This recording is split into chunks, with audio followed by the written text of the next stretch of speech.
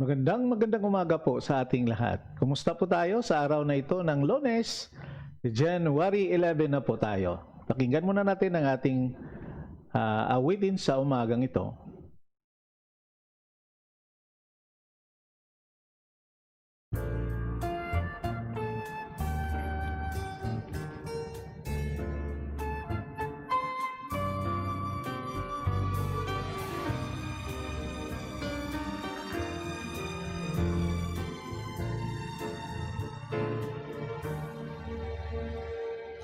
Jesus in my life, more than anything this world can offer me.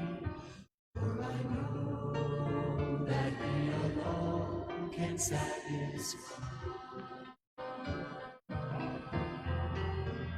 Just to know He's leading in my life is worth everything that I might sacrifice. Oh, I want Jesus more than anything.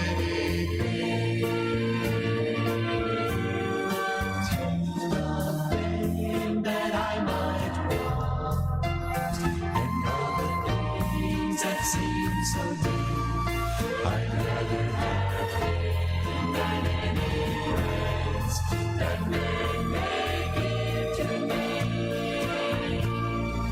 I want Him to have control and be the breath of life in me.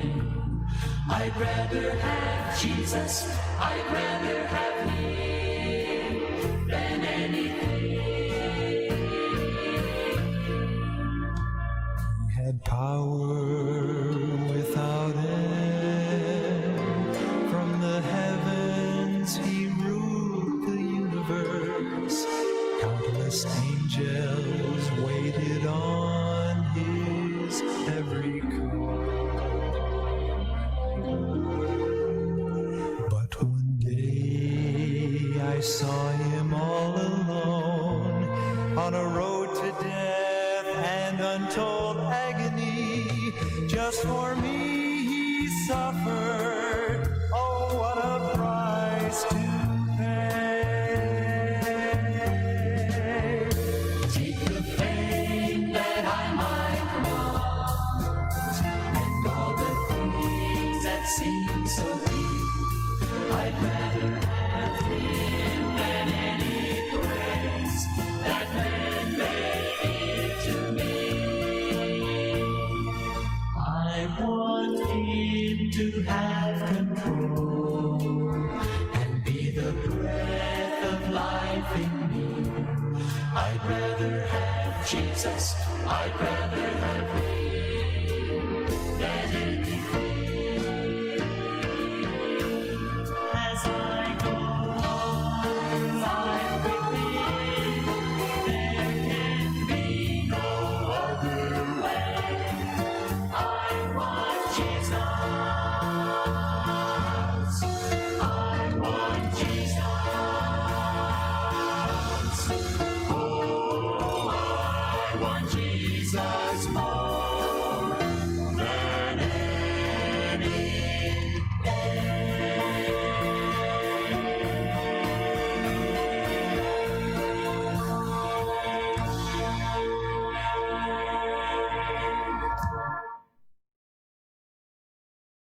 Magandang umaga po sa ating lahat. Isa pong maulan na umaga dito sa Davao City po.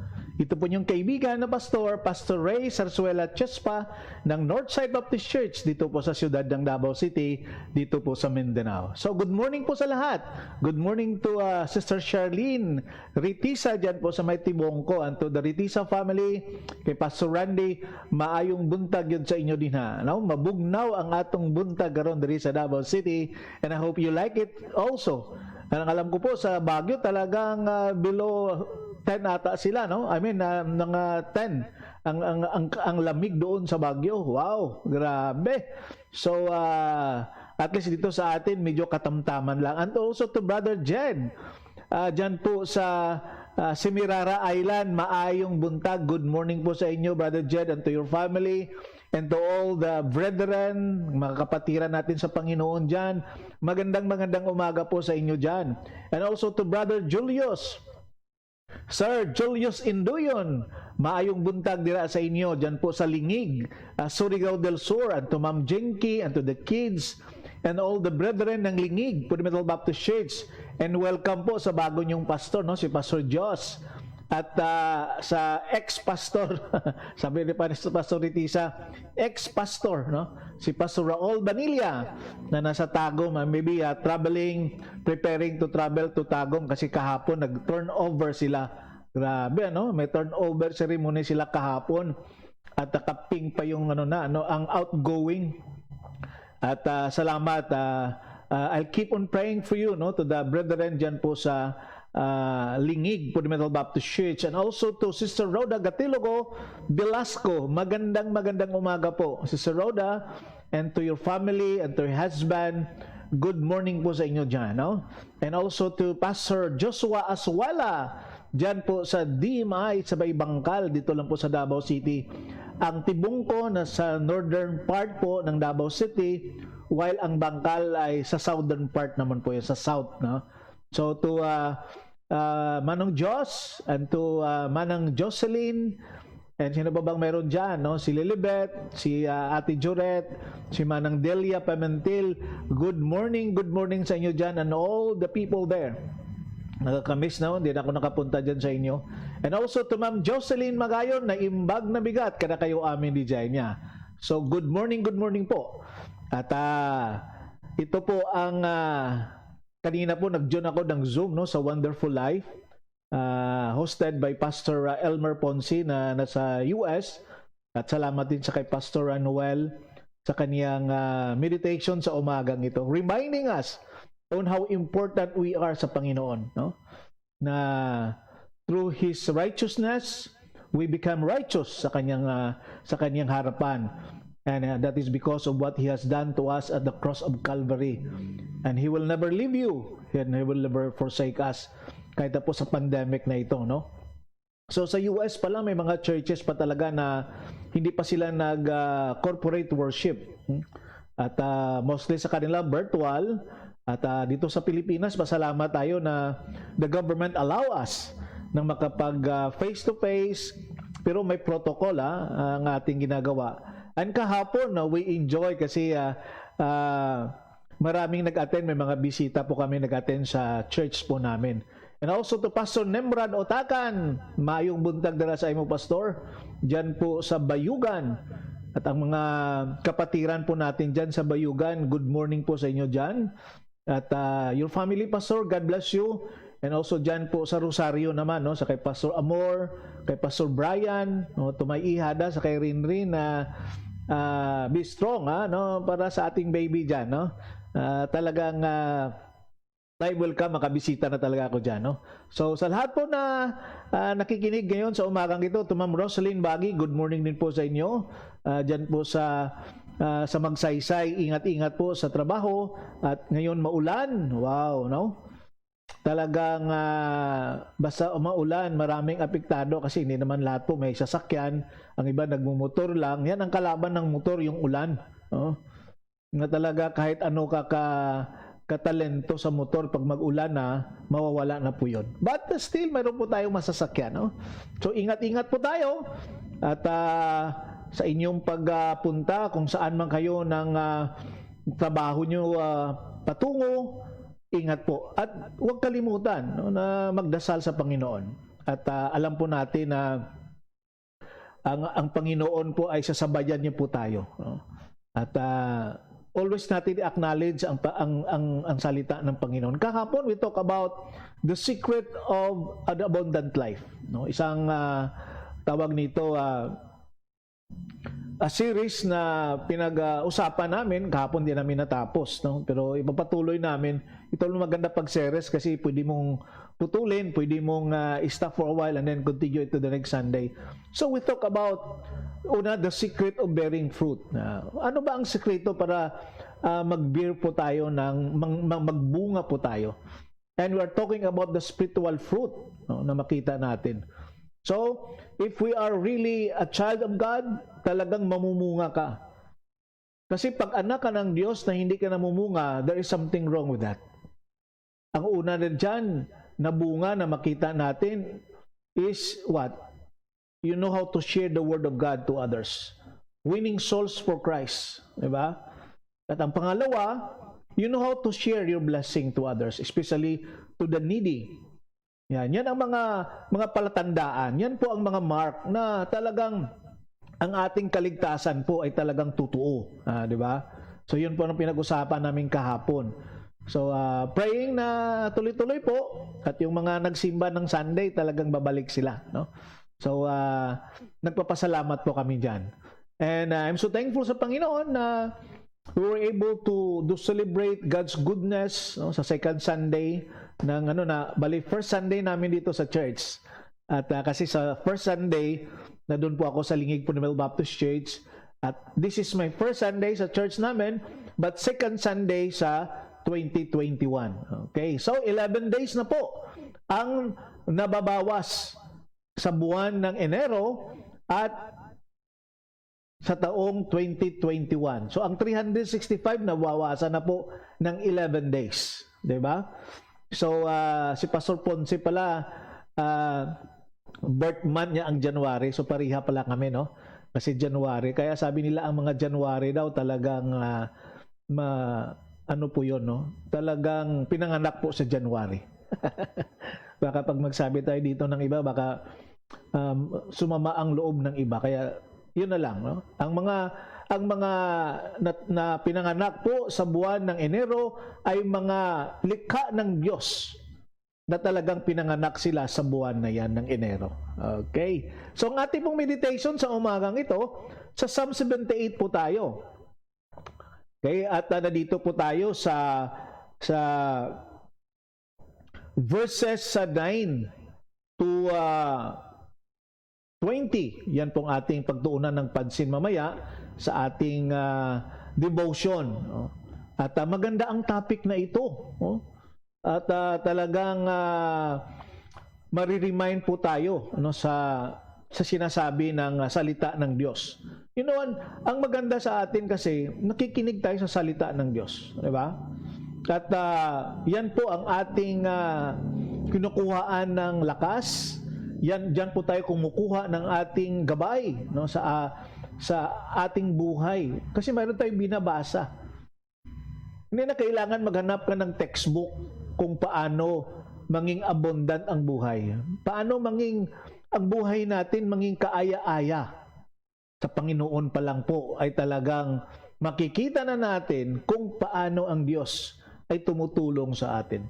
At ang ating pong topic dito ay ang mga Ephraimites, no? Ang tribo ni Ephraim. Yan. And also to Ma'am Jen Bastes, good morning. Good morning. Mayong buntag, wherever you are now, to your family, dyan sa Kabantian, good morning po sa inyo dyan. And also to my Maninoy, Felix Oxenia Jr., dyan po sa Calaca, Batangas, at to my Maninay, God bless you, no, sa inyo po dyan. And to Ate Nining, La Torrelia, maayong agagid sa imo din ha, dira sa Bacolod City. Naka-walking ka na? Okay. I know, basi nag-ulan naman, nga mo nang wala ka naka-walking, no? So, to my best friend, to my friend, Brother Tri from Cambodia. Brother Tri, how are you? Are you in Kampong Chanang, or are you in Siem Reap, or what part of Cambodia you are? No? You have a car, I like your car. And Sister Grace Notarte, Baldosa Notarte, maayong buntag dira sa inyo sa Bendoy, Negros Oriental. And to Brother Ferdinand, and to the kids, and to all the brethren there sa Bendoy Fundamental Baptist Church, good morning sa inyo dyan, no?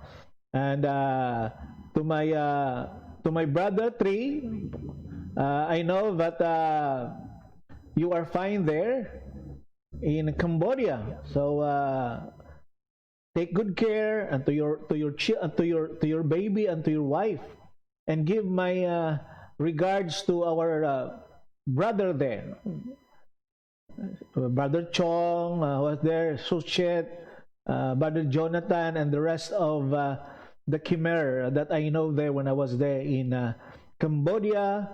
I think that was 3 years ago. Okay. Okay, ayos. So you are in your province, huh? Oh, I thought that was your car. So you just take a picture and the background is the car. Okay. So you should be careful driving your tuk-tuk, huh? Brother Tree. So thank you. And also to my brother-in-law, Brother June Bayaksan, Rijay Itugon Binget. Inya, kumusta John? Ha? Kumusta Jay talo tayong baro? Yeah? And to din also good morning. And to all our relatives Rijay gumatdang itugon na naimbag na bigat kada kayo amin Rijay niya. So ingat-ingat po tayo at I know that the Lord will continue to bless us and continue to sustain tayong mga anak ng Diyos. At alam po natin yan. God, sabi nga ni Pastor Noy kanina doon sa Zoom namin, God will never leave us nor forsake us. We are safe sa mga kamay ng Panginoon. No? Pag sa kamay ng Panginoon, 110% po safe na safe ka. Okay? Pero pag sa ibang kamay ka, delikado. No? Hindi pa sigurado po yun. No? So, we should be careful about that. We should be reminded because God is our provider. God is our sustainer. And He is the one who will fight the battles in our behalf. No? But you should put God first in your life. A true son of God, a true child of God, they put God first in their lives. And remember, the burden become a blessing if we put God first. And the blessing become a burden if we put God on the last. We suffer for that. That is why in John chapter 15, it was says that Christ is the vine and we are the branches. So if we want to bear fruit, it should be like the one in the vine. Okay? It should be like itself. Na sinasabi po dyan. So praying that the Lord will continue to bless each one of us. And thank you for praying for this ministry. Na maging okay po ang ating internet, no? Maging minsan kung nagpa-fluctuate ko konti lang, alam naman dati dito sa Pilipinas, mabuti sana kung dumating na po yung third, no, na telco company na sabi nila maganda daw po yun, no? So doon na tayo magbigay ng commendation pag nagtatrabaho na, no? Magpa-connect tayo doon. Okay? So thank you so much, no? And hope and pray that yesterday, ngayon sa States is afternoon, no? Sa kanila ni Pastor Ponce doon.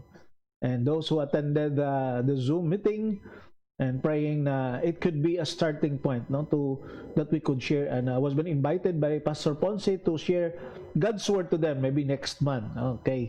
At maganda din ang mga may mga pakulo, may mga quizzes at saka they have prizes, no. And thank you for Pastor Ponce who initiate that ministry also through Zoom, no. So this morning, tingnan ko muna dito yung mga anong mga pumasok na hindi ko makikita, no, kasi mayroong mga pumapasok dito na hindi ko makikita. Kaya okay, to my wife who is outside, good morning also to you there, no? Sino ba? Kasi pag hindi pag hindi sabi ko nga noon, pag hindi siya nagko-comment, hindi ko makikita. Ewan ko lang bakit na ganito kasi noon makikita ko naman. Okay. So, yes, to Sister Josephine Biadnes, dyan po sa Sandakan, Sabah, Malaysia. Good morning sa mga kapatiran po natin dyan, no, sa Kairos Baptist Church. Okay. And hoping and praying na yung pastor nyo dyan, nakarating na, Sister Josephine. May pastor na ba kayo dyan ngayon? Okay. No? So, thank you so much. Yes, good morning, no, to Ma'am Zali also. Na siya. Okay. One of the best dito sa ating sa ating ang Psalm 78 po, there are 55 ilang verses ba ito ang Psalms 78? Okay, 72 verses po ang Psalm 78. And the psalm was written by Asaph. Yan. So natapos natin kahapon or the last Saturday ang verse 1 to verse number 8. And this morning we will talk or we will get our insight from verses 9 to verse number 10. Okay? So before we go on, mag-pray muna po tayo. Okay? And then pakinggan natin ang ating music background, I Come to the Garden Alone. Okay?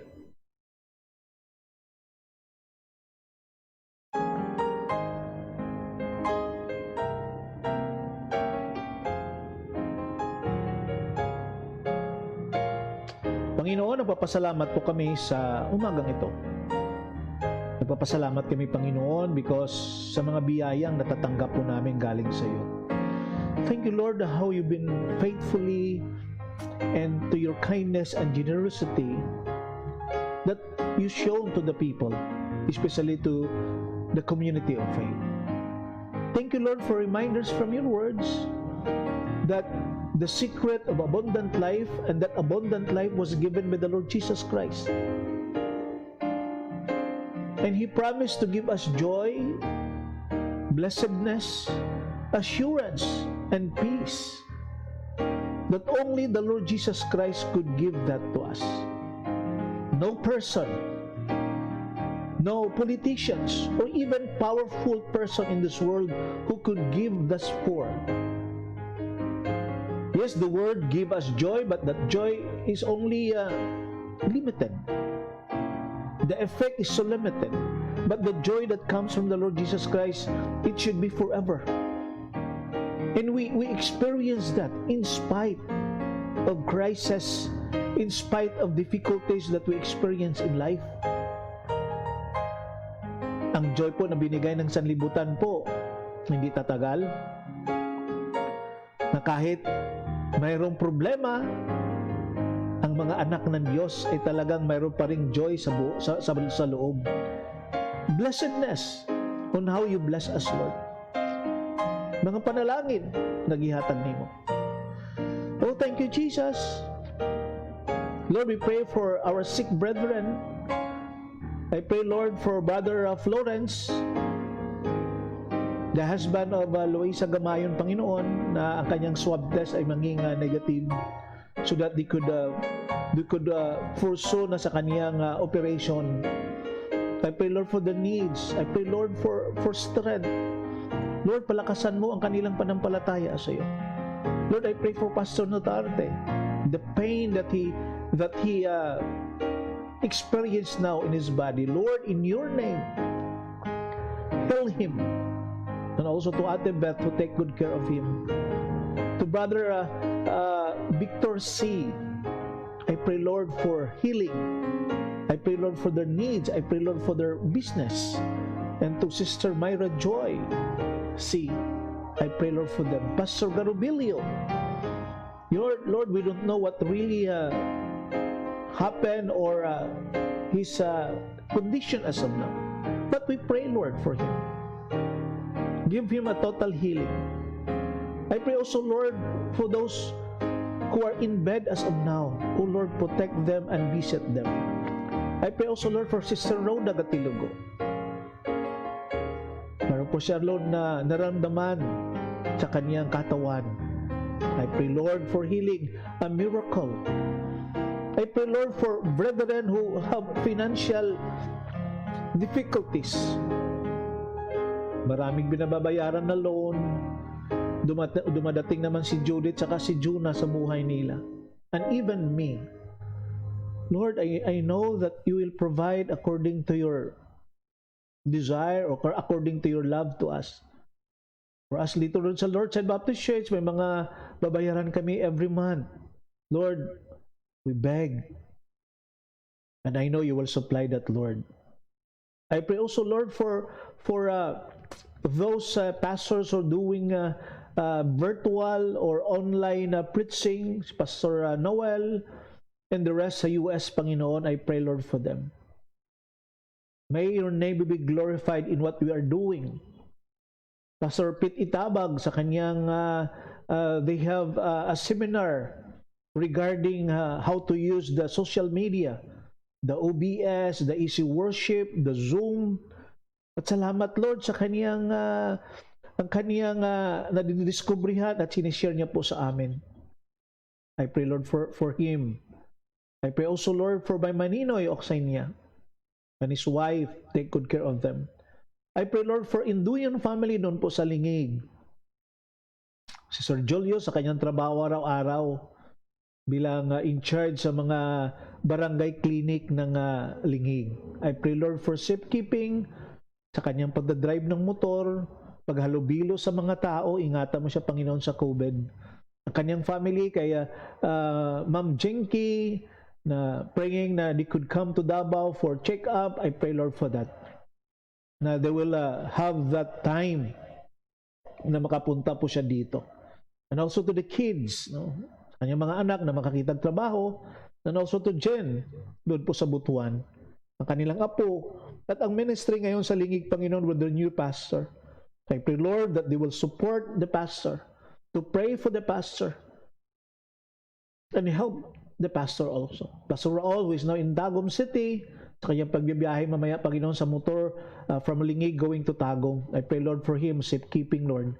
Ritisa family, the Magadan family dyan po sa Tibongko.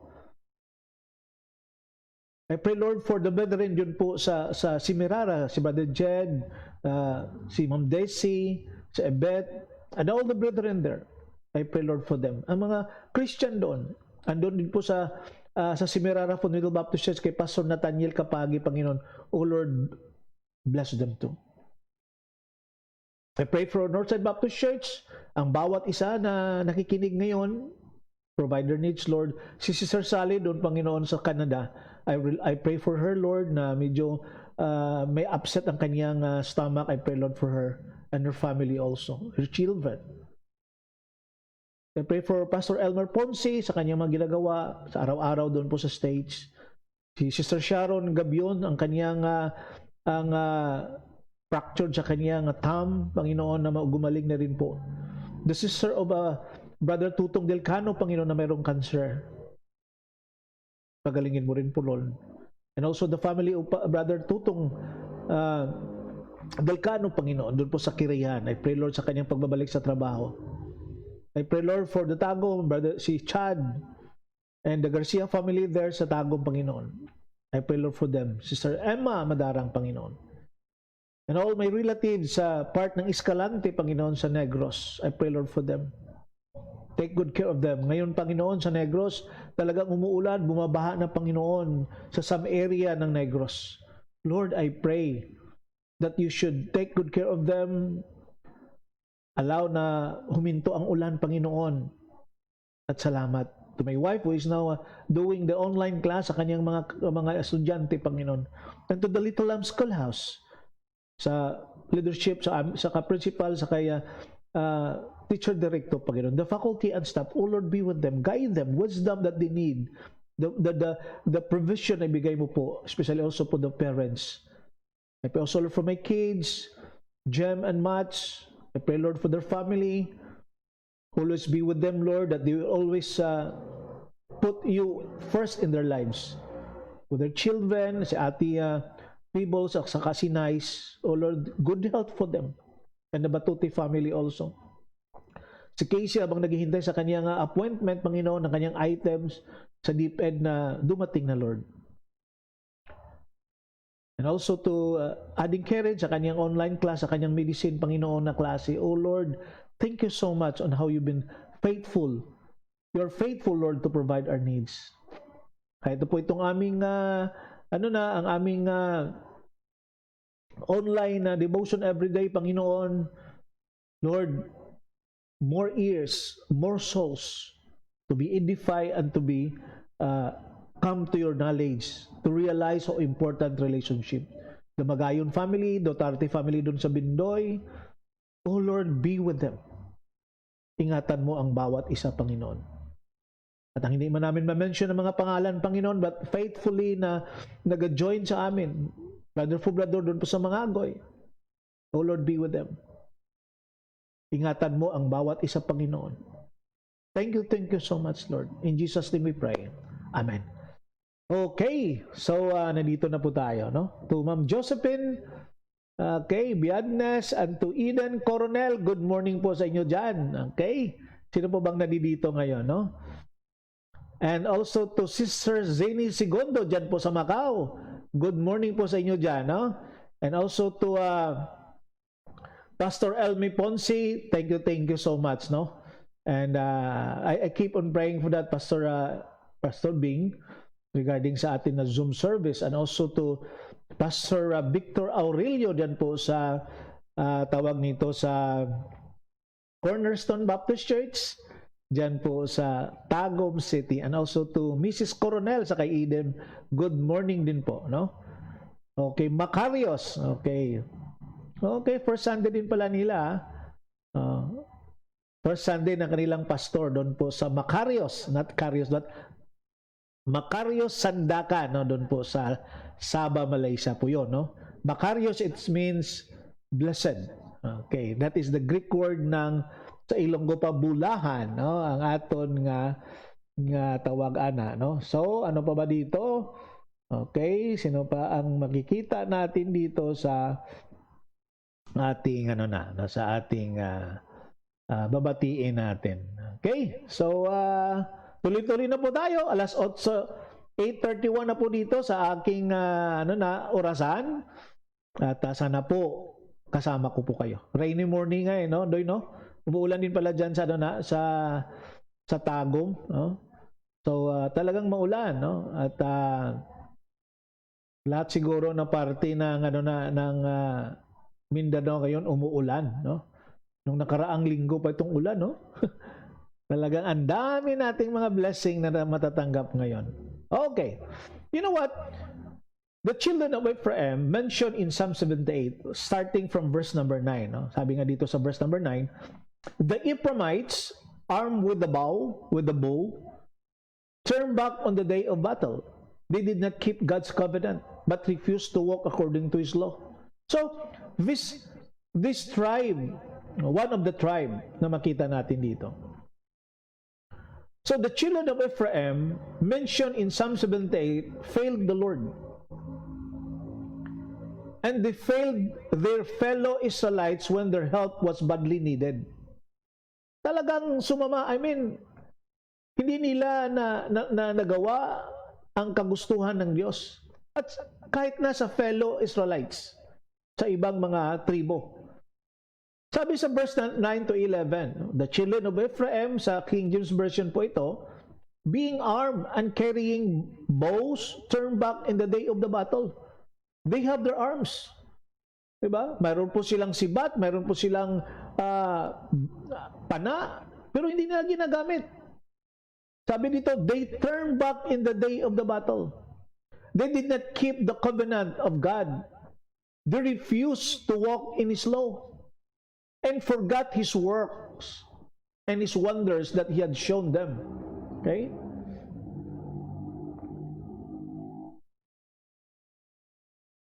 Okay, no? Yes, praying for Brother Julius na pupunta po siya ng Butuan to visit ang kanyang Unica Iha. Okay, Brother Julius, ingat-ingat sa pagmumotor. Okay, and sino ba dyan ang natin, no? So what a tragedy. It is when people fail in their warfare. Di ba? Isang bagay po yan na makikita natin. Na pag ang isang tao ay natatalo sa battle o sa giyera. So, this tribe of Ephraim failed the Lord. They refused to walk according to the covenant, according to the law.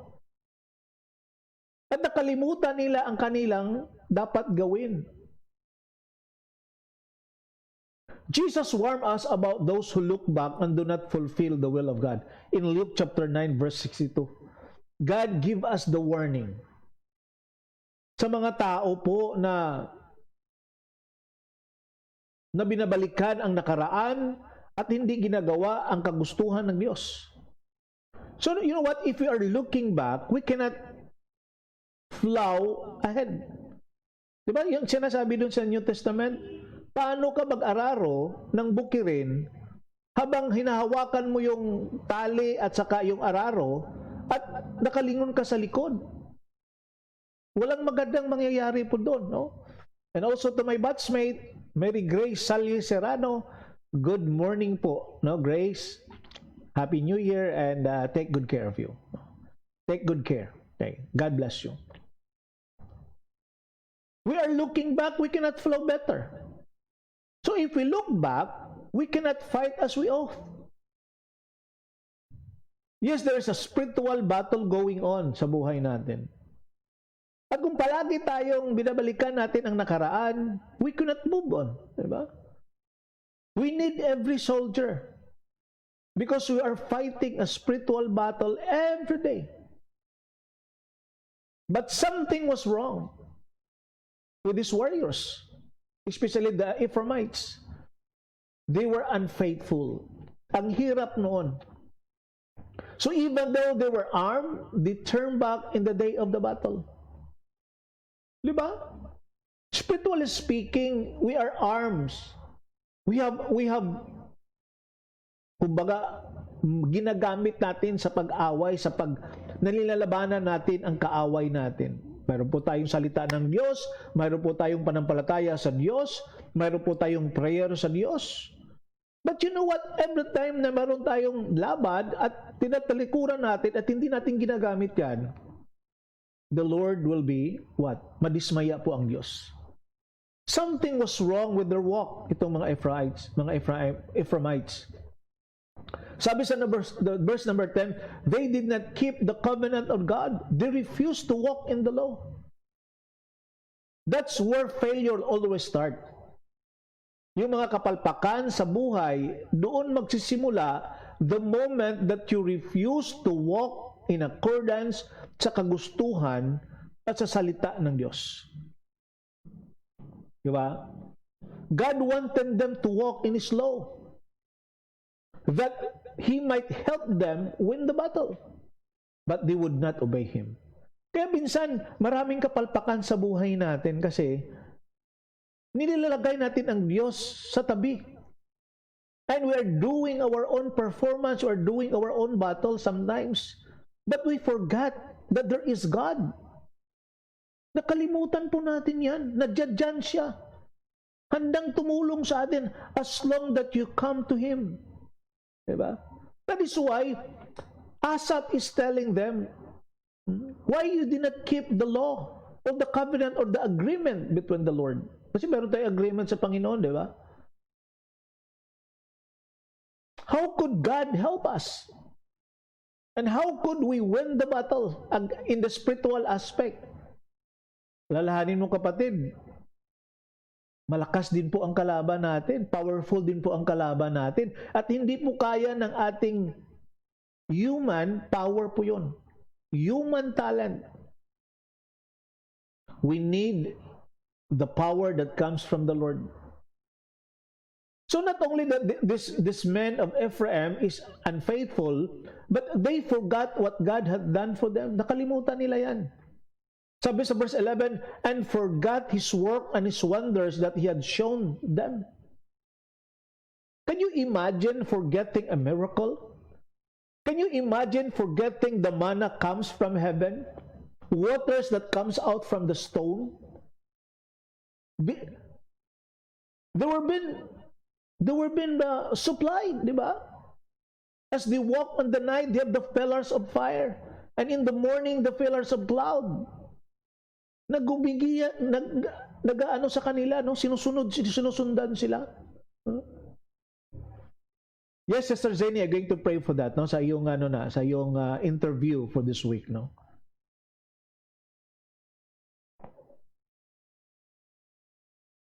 If a miracle took place in your life today, you would talk about it until the day the Lord called you home. Kaya pag naniwala ka sa miracle that God will do something this in your behalf, talagang you should trust Him more. Diba? Katulad nito, we pray for someone, for healing, no? For victory. You need to put your trust and not to worry na. Kasi the time na mag-worry ka, matatalo tayo ng dyablo. Matatalo tayo ng kalaban natin. So think of the miracles God did for these people.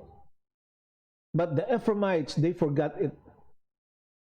So the Ephraimites were undependable on the battlefield because they forgot what He had done for them. Ilang giyera ba ang napalanunan ng mga Israelites? Ang dami. But this Ephraimite forgot what God has done to them. Parang tayo, di ba? Marami ng mga pagsubok sa buhay ang ating naranasan at napanalo po natin yan. At din pa nung parating, nawawala ka. Diba? They turn against the law of God and they turn from the works of the Lord. And consequently, they were unable to help in His work.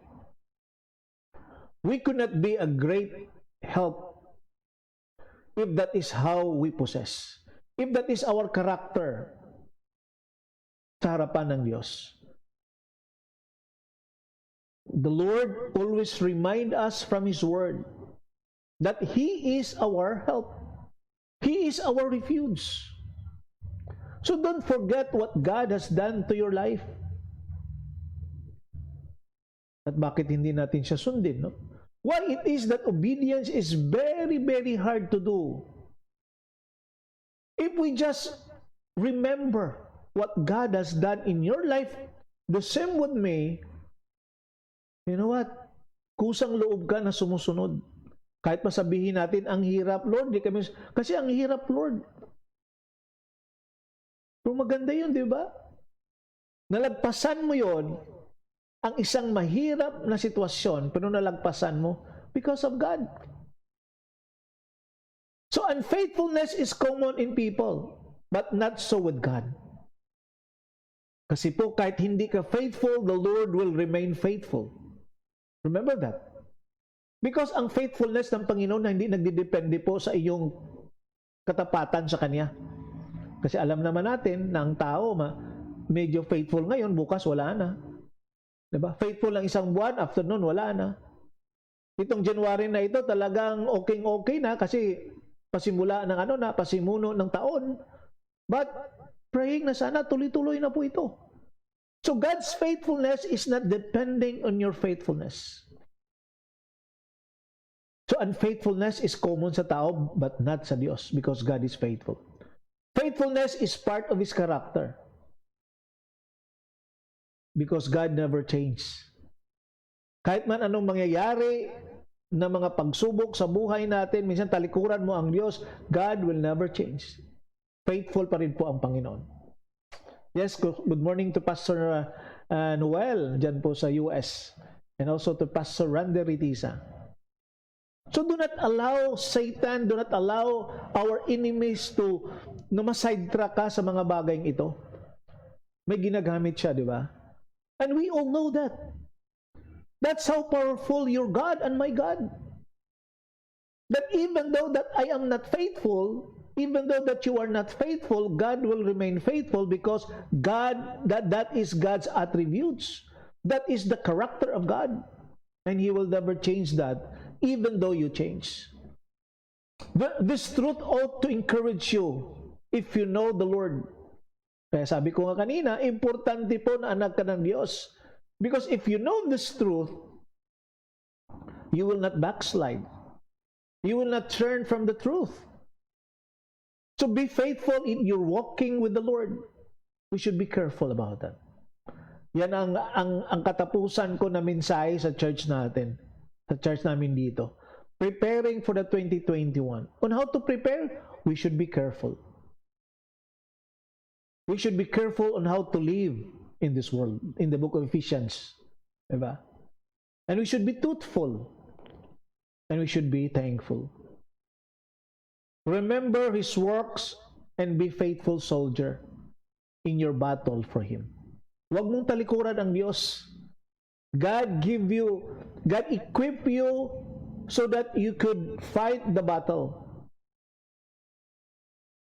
So don't turn back from that battle that God prepared for you. Bakit kayo matatakot? Ang promesa ng Panginoon ay talagang sobrang-sobra. Diba? In whatever, even in our family, what battle we are fighting now, in our works, in our society, we are fighting a daily battle, and that is the spiritual battle. You know what? Pag malayo ka sa Diyos, pag hindi mo susundin ng Diyos, He is our commander-in-chief. Diba? Dapat sumunod tayo. Kahit sabihin natin, Boss, Master, parang hindi tama yan ah. Oh. Lahat po na ginagawa ng Diyos ay tama. Tayo po ang mali. Diba? Minsan, dinidebate pa natin ang Diyos. Diba? Sometimes we argue God of His dealing, of His plans in our lives. Alam po natin yan, kapatid. No? God's way, anong sabi ng Psalms? God's way is perfect. Whether you like it or not. The plan of God for us is what? According to the book of Zechariah, is to have hope. To have a better life. Yan. Yan ang plano ng Diyos sa atin. Kaya sumunod tayo sa Kanya. Para alam po natin what will be the end of this life. Yes, good morning. So, sana po, mayroon po tayong natutunan sa umagang ito. Okay? At sana po, may mga bagay po tayong madadala na in every situations of life, makikita po natin yan. Di ba? At I believe that through the working of the Holy Spirit in us, magawa natin ang mga bagay na ito. Kasi siya naman para namin ito sa Kanya, you are doing this for His glory. We're not doing this for ourselves. Kasi pag sa sarili natin, ay wala tayo doon. Selfie ka ng selfie, di ba? May mga bagay na nangyayari. Oh. Kasi mahilig tayo ganun. We want to give praises to what we are doing. At nakalimutan natin ang ating Creator. Nalilimutan po natin ang mga situation sa buhay natin. So, salamat po muli. And Lord, I pray for Brother Julius sa kanyang biyahe papunta ng Butuan to meet his daughter doon po, no? At sa iba pang mga kanyang gagawin doon. And also to pray for Sister Zeni Segundo, Panginoon, sa kanyang interview sa kaukulan doon sa Macau, Panginoon. I hope and pray that maging okay ang lahat. At we trust on you, Lord. I pray for her sa kanyang mga isasagot. At I pray, Lord, that tulungan mo siya, Panginoon. Okay? So, muli, ito po yung kaibigan, Pastor Ray Sarsuela Chespa ng Northside Baptist Church dito po sa siyudad ng Davao City. Pray for me, ha? Pray for me. And I pray also na you could share this video to others also so that they could be blessed. And also to our YouTube channel, nandiyan lang po sa ating just look for my name. Okay, muli, good morning po. Good morning. At pakinggan natin ang ating awitin sa umagang ito. When answers aren't enough, there is Jesus. Okay. Yes, good morning po sa lahat. God bless you, God bless you, God loves you, God loves you. Ingat-ingat po tayo.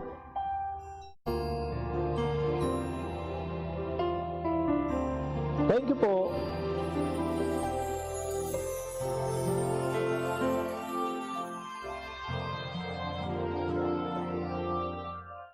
You have faced the mountains of desperation.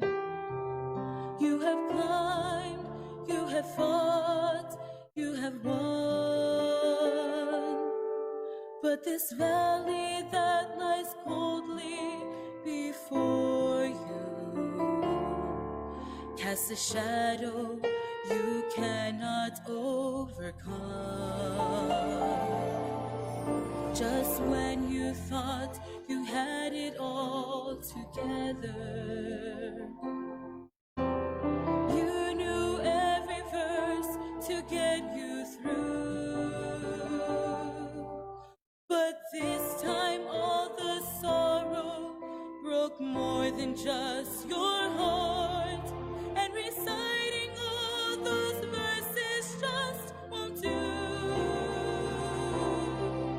When answers aren't enough, there is Jesus. He is more than just an answer to your prayer.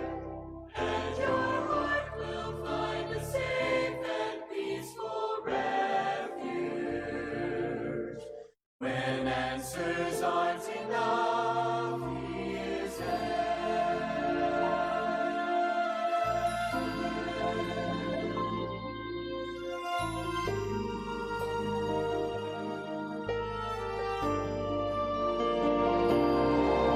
Instead of asking why did it happen, think of where it can lead you from here. And as your pain is slowly easing, you can find a greater reason to live your life triumphant through the tears.